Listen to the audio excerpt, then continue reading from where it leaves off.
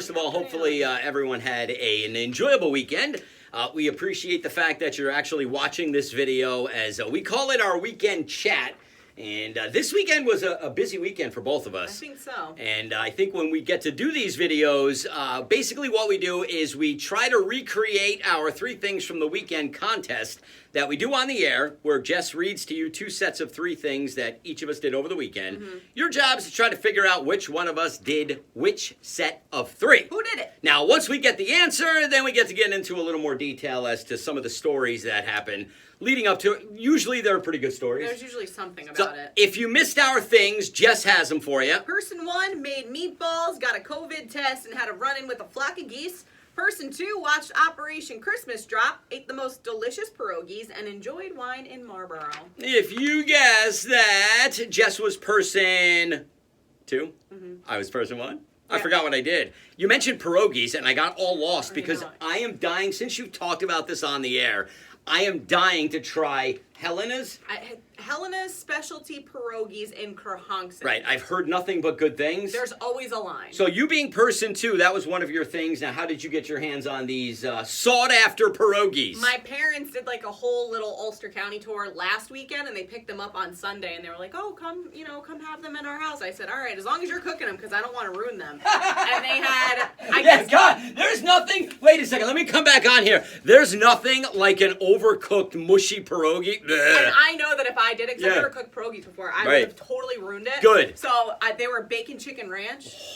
So good. Did you use sour cream? Yeah. Oh, so good. Of course. Helena's, we need some of your pierogies. I'm taking a road trip out there anytime. I watched Operation Christmas Drop on Netflix. Netflix released like a bunch of cute original Christmas movies in the last like 2 days. Yeah. So that was the first one I watched. I fell into that trap as well. My kids wanted to watch it, so again, trying to be a good dad, I put it on until my 9-year-old son, about halfway through the movie, comes in close. He's like, "Dad, I don't want Juliana to hear, but when is the tragedy going to happen?" There needs to be a tragedy. I'm like, what? Just heavy rains is all it really was. No typhoon happens. I'm sorry if I ruined that for you. But spoiler go and check out that movie. You should watch it anyways. Yeah. And then I enjoyed wine in Marlboro on Saturday. My friend Kristen, it's her birthday this upcoming week, so we decided to go to the wineries. Yeah. We did Nostranos and we did Ben Marl. I've never been to Nostranos, like their barn area. I think they do weddings. I've done a few weddings there. It's gorgeous. They do such a nice job. And you have to order food now when you get the wine. Right. So we got French fries, which were great. But then they had these chicken wings. I've never had a crispier chicken wing in my whole entire life. Really? It was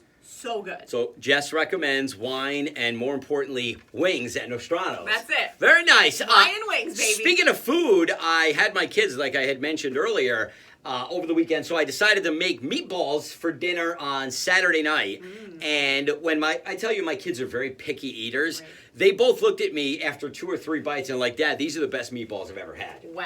Yeah. My secret ingredients included freshly grated Parmesan cheese. The only way. And a lot of expensive extra virgin olive oil. Ooh, the uvo. Yeah. Uvi. Olive oil makes things better. It does. I'm sorry. I know it's not good for your arteries, but it makes things taste very good. Is it healthier though? I don't know. Is it? Butter or olive oil? I'll go olive oil. Olive oil is better. Yeah. I wound up getting a COVID test on Friday.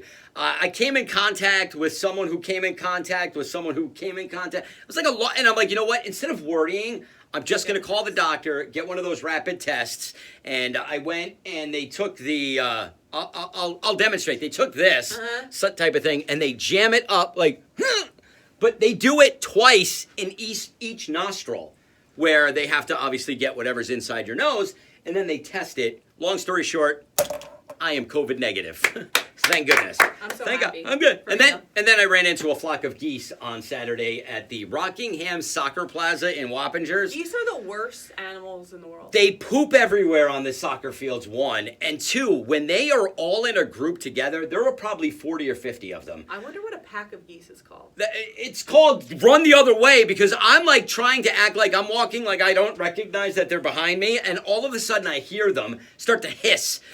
Yeah, and they start coming at me. I'm like, "Oh, goodbye!" I power walked away, and thank goodness I didn't get pooped on. I didn't get attacked, but their little teeth are nasty. And they're like not birds that I got a thing for birds. I don't like owls. I'm putting geese up on the list of owl-like dislikes. Yeah, no, I don't like owls. Well, I like owls. I don't like geese. Avoid the geese, especially at that rocket. If you've ever been to that soccer field, you know exactly what I'm talking about. And their gross green poop everywhere. Yeah, and actually, I may have it on my sneakers. All right, guys, thank you for watching our weekend chat. Have a great week, and we'll talk to you on the radio. Bye-bye.